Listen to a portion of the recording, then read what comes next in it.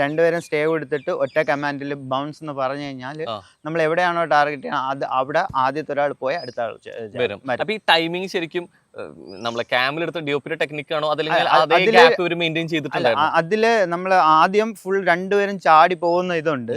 പക്ഷെ കുഴപ്പം എന്താന്ന് വെച്ച് കഴിഞ്ഞാല് ആ രണ്ട് ചാടുമ്പോൾ ഈ ഒരു പാറയുടെ അവിടെ നിന്ന് പറഞ്ഞ ആ ടെറൈൻ കണ്ടല്ലോ, ആ ഒരു പാറയുണ്ട്, സൈഡിൽ മൊത്തം കുറച്ച് പുല്ലൊക്കെയാണ്.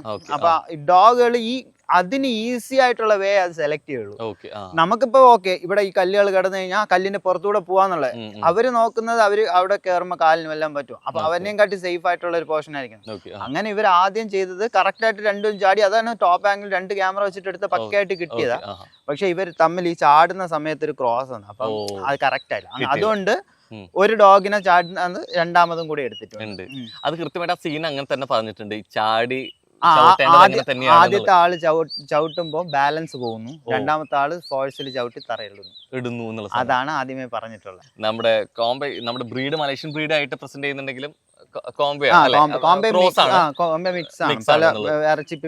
ഷൂട്ട് ചെയ്യാൻ വേണ്ടിട്ട് മലേഷ്യക്ക് എങ്ങനെ കൊണ്ടുപോയി?